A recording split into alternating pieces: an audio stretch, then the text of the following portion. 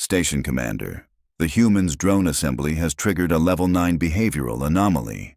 The Vorath cubs are bypassing their instinctual fear response. Vexral's secondary heart skipped entirely. Level 9 anomalies didn't happen. They couldn't happen. The Vorath had spent according to YouTube analytics, 98% of viewers are not subscribed. That's a huge number. By subscribing the channel that is completely free, you'll help support the channel and never miss fresh content. Million years evolving threat assessment protocols so precise that their cubs would flee from anything larger than themselves that wasn't blood kin. It was genetic, immutable, survival itself. "Show me," he said, his voice tight. The security feed materialized above his desk. Station Maintenance Bay 7. The human, Diana, the mechanic with a terrible sense of humor, sat cross-legged on the floor, surrounded by drone components. Standard assembly work. Nothing remarkable. Except for the 3 Vorath cubs creeping toward her, their small clawed hands clutching metallic objects. "Freeze that." Vexral leaned forward. "Magnify Section 47. The image expanded. The cubs weren't just approaching. They were presenting. Their ear flaps were forward, their tails high, the universal Vorath signal for safe pack member. They were carrying screws. M4 fasteners by the look of them. "How long has this been happening?" Morden, his security chief, pulled up a timeline. "The approach behavior? 17 minutes. But Commander," he hesitated. "The cubs have been stealing those screws for 6 days." 6 days. "Explain." "We didn't flag it initially. Vorath young exhibit hoarding behaviors. It's normal development. But when we reviewed the footage after the approach alert," Morden cycled through archived feeds. "Day 1, youngest cub takes 2 screws from maintenance cart. Day 2, middle cub acquires 3 more from the storage bay.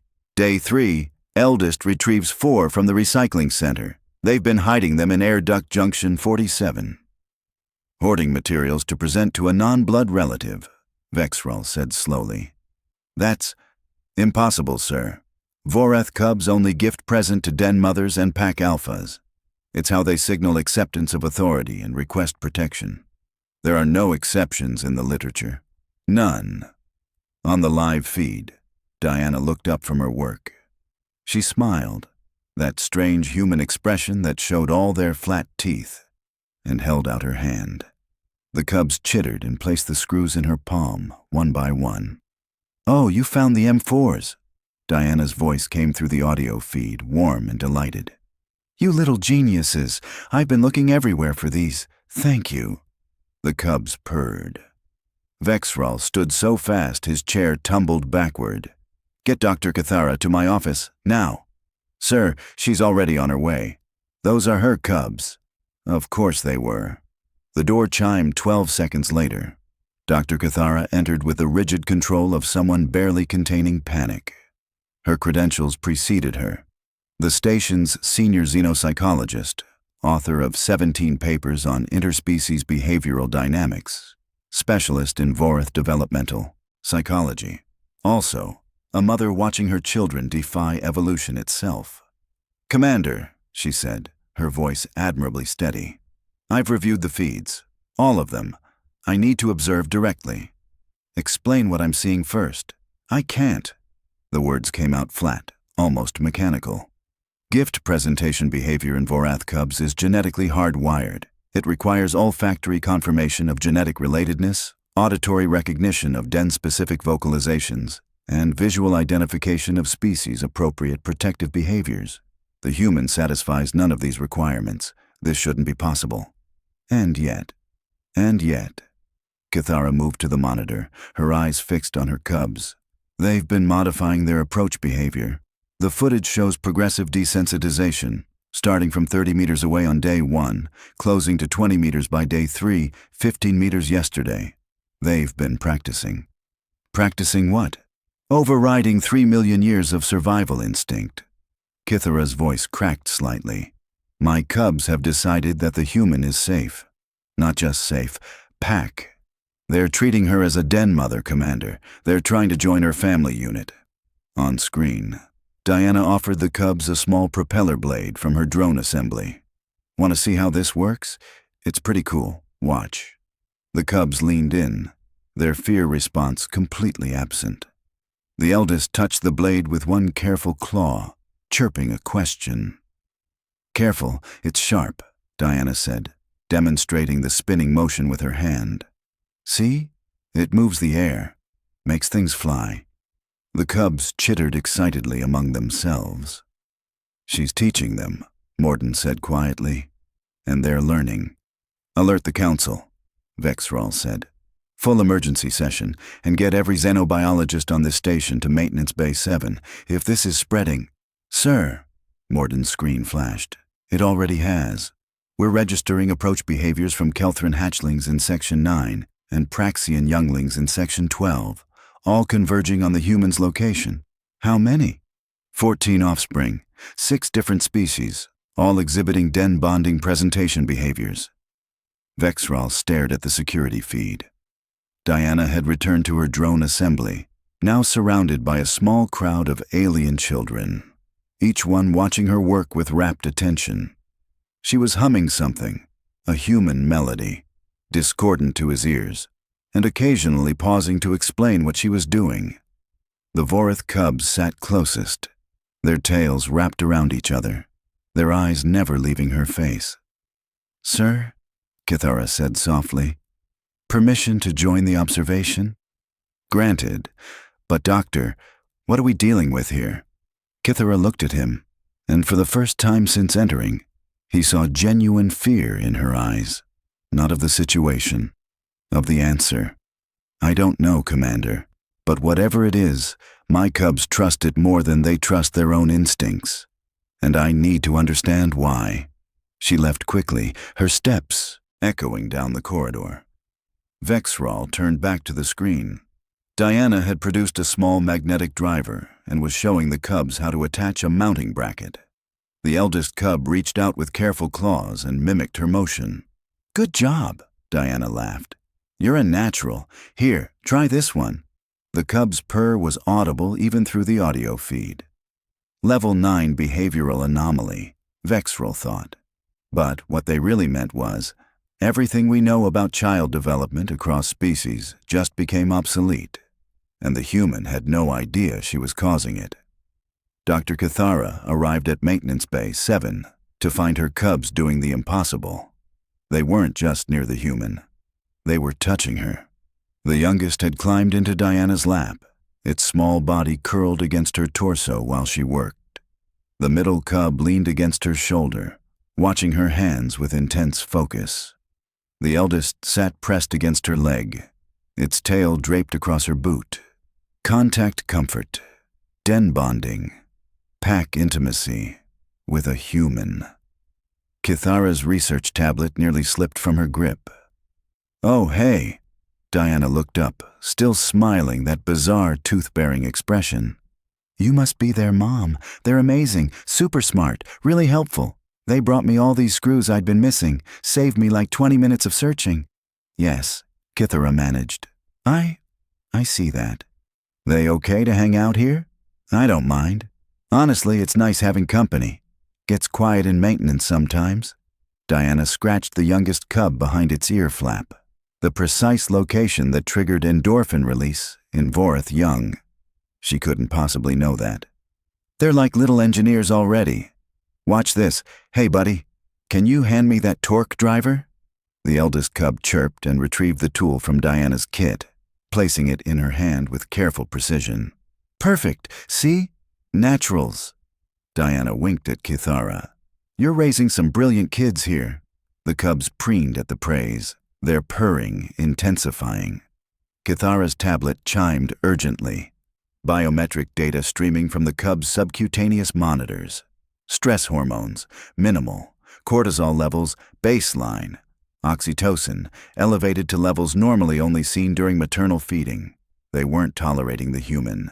They were bonding with her. Dr. Cathara? Morden's voice came through her comm. We need you to see something. She tore her eyes away from her cubs. What now? The other species. They're not just approaching anymore. Cathara turned. Through the bay's observation window, She could see them. A cluster of Kelthrin hatchlings, their translucent skin flickering with bioluminescent curiosity patterns. 3 Praxian younglings, their tentacles coiled in the relaxed posture that indicated complete security. 2 Havarian kits, their usually skittish nature entirely absent. All of them waiting at the bay entrance, watching. "They want in," Morden said, "but they're waiting, like they're asking permission." Diana noticed them and waved. "Come on in, there's plenty of room. You guys want to see the drone?" The flood of younglings was immediate and orderly. No pushing, no aggression, each one finding a spot near Diana, settling into a careful arrangement that respected both her space and each other's species-specific comfort zones. "Whoa, okay, popular today," Diana laughed.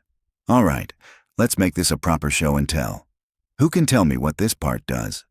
The Kelthrin hatchlings flashed patterns, their form of speech.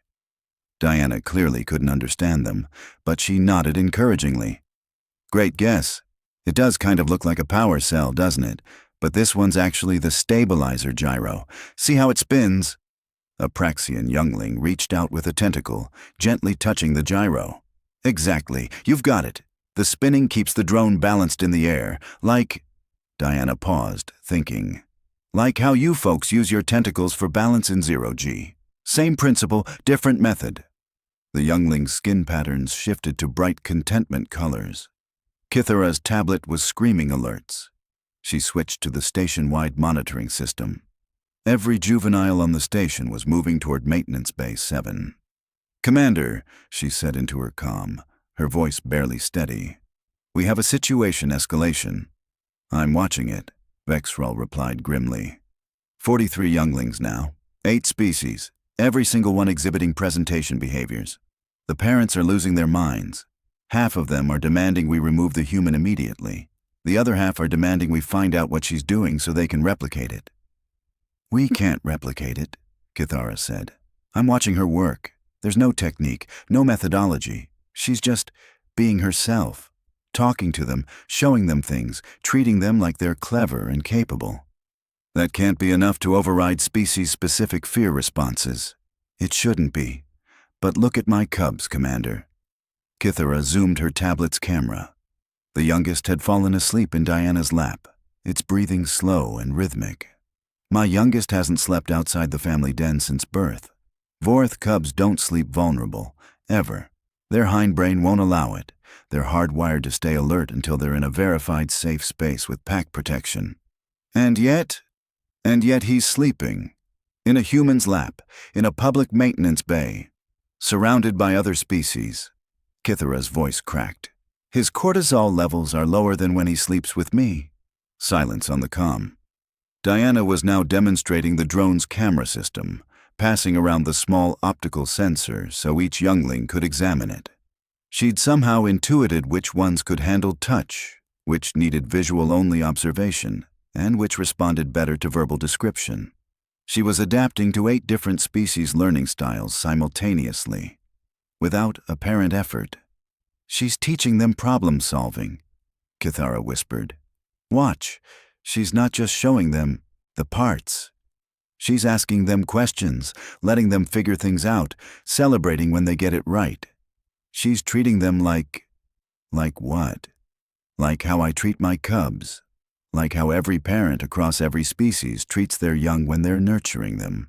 She's providing the universal signals of safe adult caregiver." "Humans don't have universal anything," Vexral said. "They're a single-planet species with barely 200 years of space travel. They shouldn't understand interspecies developmental psychology at all, let alone—" "She doesn't understand it intellectually," Cathara interrupted. "She's not using theory or training. She's just doing it, instinctively." On screen, a Havarian kit brought Diana a small pebble, the Havarian equivalent of the Voreth screws, a gift, a trust offering. Diana accepted it with the same delight she'd shown her cubs. "Oh, that's beautiful. Look at the crystalline structure. That's so cool. Thank you, sweetheart." The kit's fur rippled with pleasure. "Commander," Cathara said slowly. What if humans evolved to do this? What if their pack-bonding instinct doesn't recognize species barriers because it never needed to? What if they're hardwired to read child as a universal category? That's evolutionarily impossible. So is everything I'm watching right now. Diana had finished assembling the primary drone chassis. She held it up for her audience. Okay, who wants to help test it? We need to make sure all the parts work together. Every single youngling volunteered. All right, Diana laughed. Let's do this scientifically. We'll split into teams. Vorath cubs, you three are Team Alpha. You'll monitor the gyro stability. Kelthrin friends, you're Team Beta on visual tracking. Praxians, you've got the best fine motor control, so you're Team Gamma on calibration. She was organizing them, creating interspecies cooperation among younglings who shouldn't even be in the same room together without parental supervision. And they were following her lead without question. Dr. Cathara. Vexral's voice was strained. I'm calling an emergency council session. We need every xenobiologist, child development specialist, and behavioral psychologist on this station in the conference room in 1 hour. Understood. And doctor, keep watching her, because either we're witnessing the most significant discovery in interspecies relations in galactic history, he paused, or we're watching the beginning of something we don't have words for yet. Cathara looked at her cubs, working happily alongside younglings from 8 different worlds, all of them trusting the human who'd somehow become everyone's den mother in the space of an afternoon. I think it might be both, Commander. The council chamber had devolved into controlled chaos. 47 younglings, the Kelthrin representative said, their bioluminescence flashing distressed patterns. Every hatchling in our creche has abandoned their light pools. They're waiting outside the maintenance bay. They won't eat. They won't sleep. They just want to be near the human. The Praxian pods are exhibiting the same behavior, another voice added. Our younglings have designated her as first teacher. That's a title reserved for genetic matriarchs. They've created a compound word in our language that translates roughly to mother who teaches all children. Vexral looked at the data stream. Every child development center on the station was reporting the same pattern. Abandonment of species-specific comfort behaviors. Cross-species socialization. All centered on one human mechanic who thought she was just assembling a drone. Dr. Cathara, he said, your analysis. Cathara stood, her movements precise despite obvious exhaustion. I've been observing for 6 hours. The human, Diana, has created an impromptu learning environment that violates every principle of species-segregated child development. She's currently teaching basic mechanical engineering to a mixed group of younglings whose cognitive development stages shouldn't even allow them to interact peacefully, let alone collaborate. She pulled up footage. Diana sat on the floor, surrounded by alien children, each one holding a different component of a now disassembled training drone. See this? She's assigned tasks based on species capability. Vorath cubs are handling precision fitting. Their claws give them natural dexterity. Kelthrin hatchlings are managing optical calibration. Their light sensitivity makes them perfect for it. Praxians are doing structural integrity testing with their tactile tentacles. She's creating multi-species engineering teams. From children, Morden said flatly. From children who shouldn't be able to occupy the same space without parental mediation. Cathara zoomed in on a Vorath cub working alongside a Kelthrin hatchling. My species and theirs have incompatible body temperature requirements.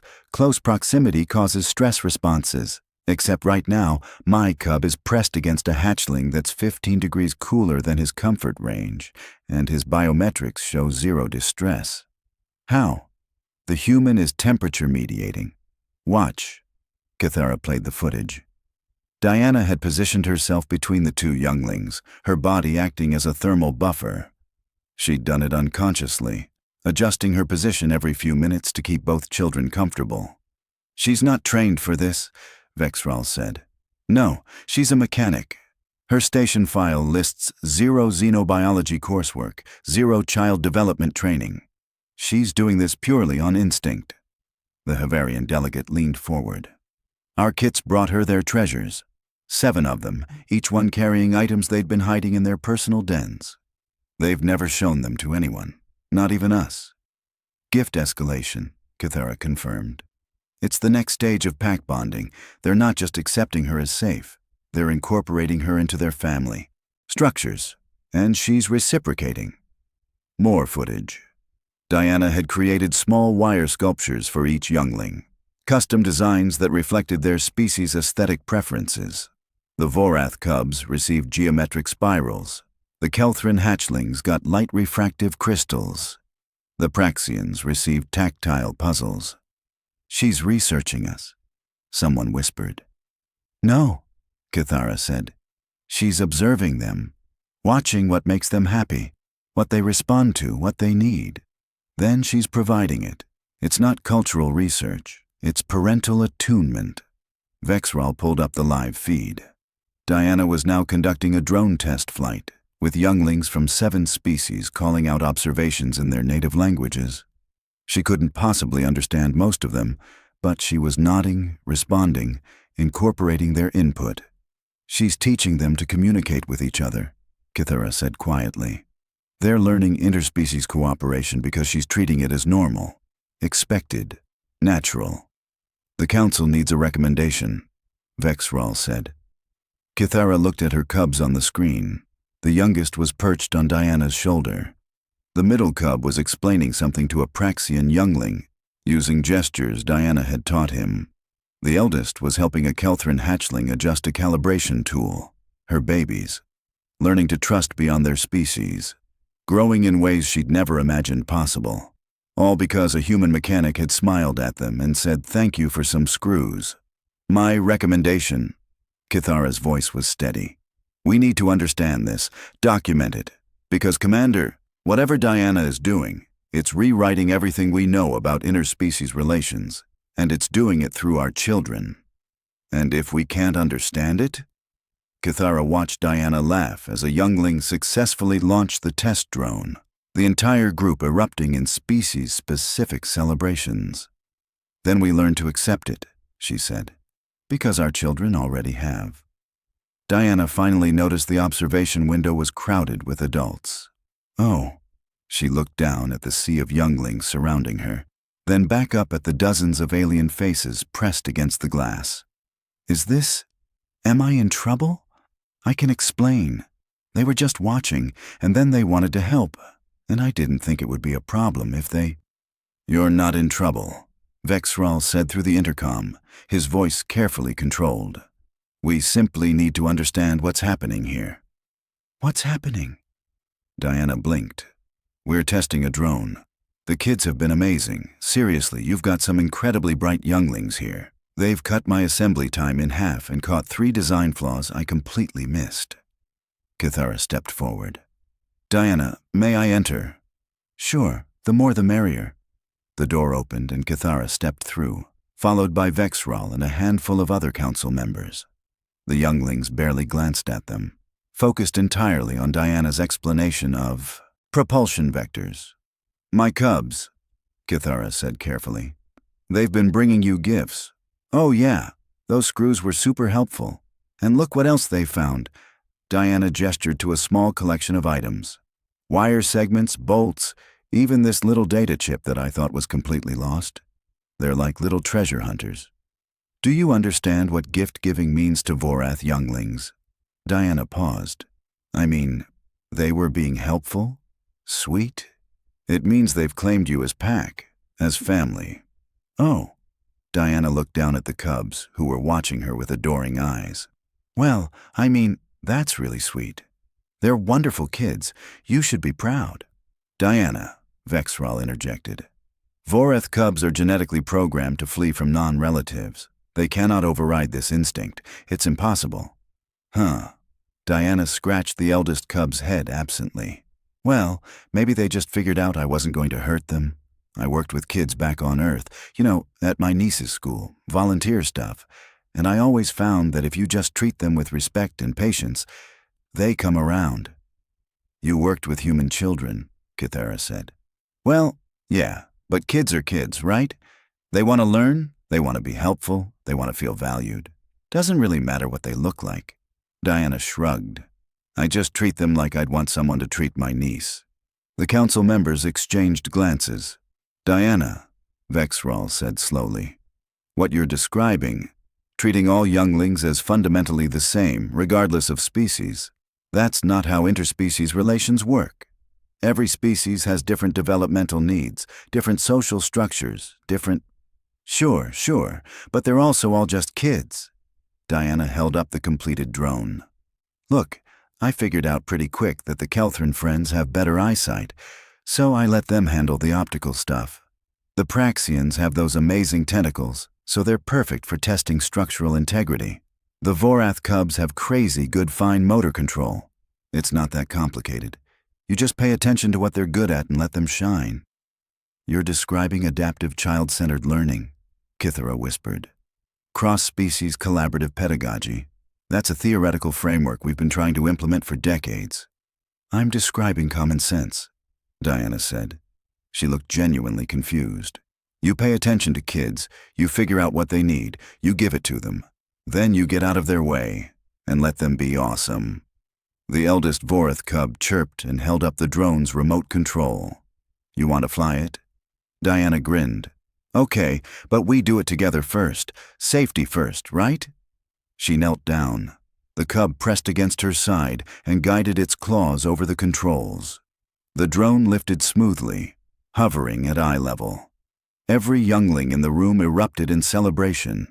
Chirps, flashes, tentacle waves, and purrs, creating a symphony of joy. Diana laughed. See? Told you they were geniuses. Cathara watched her youngest cub climb into Diana's lap, watched her middle cub lean trustingly against the human's shoulder, watched her eldest cub coordinate with a Kelthran hatchling to adjust the drone's flight path. Commander, she said quietly. Recommendation revision. Go ahead. We don't study this. We don't dissect it. We don't try to understand it academically. Cathara met Vexral's eyes. We just let it happen. Because whatever Diana's doing, it's working. Our younglings are learning to trust across species barriers. They're cooperating, communicating, building relationships we thought were impossible. Through instinct, Vexral said. Through humanity, Cathara corrected. Whatever evolved on Earth that makes humans bond across species. We need it. The galaxy needs it. Diana was showing a mixed group how to land the drone safely, her hands gentle, her voice encouraging. Just a mechanic, just a human. Just someone who thought kids were kids, changing everything. 3 weeks later, Maintenance Bay 7 had been officially redesignated as Community Learning Space 1. Diana still called it the shop. All right, team, she said, packing up her tools. Drones done, tested, and ready for deployment. You all did amazing work. Seriously, I'm putting all your names in the commendation report. The younglings, now numbering 63 across 12 species, erupted in proud celebration. Cathara watched from her new observation post.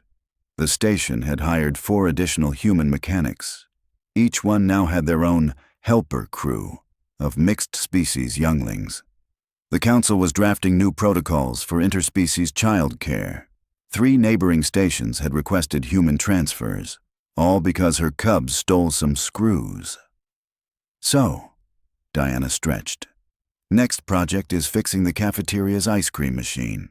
Who wants to help? Every single hand, claw, tentacle, and appendage shot up. Perfect, Diana laughed. But fair warning, it's going to be cold work. Bundle up, friends. The younglings rushed off to prepare, chattering excitedly in a pidgin mix of 8 languages they'd invented themselves. Diana grabbed her toolkit and headed for the door, the Vorath cubs trailing behind her like always. Just another Tuesday. Just another impossible thing. Just Diana. Vexral filed his final report to Galactic Command that evening. Subject: Human Integration Protocol. Revision. 7. Conclusion. Humanity's greatest weapon isn't their technology, adaptability, or resilience. It's their inability to recognize species barriers when it comes to children. They see younglings as a universal category deserving patience, respect, and encouragement. Recommend immediate expansion of human presence across all multi-species stations, not as diplomats, not as mediators, as mechanics, teachers, librarians, mundane roles where they'll naturally interact with our children. They'll do the rest themselves. They always do. He watched Diana disappear around a corner, trailing younglings like a comet's tail. Just a human, changing the galaxy one kid at a time.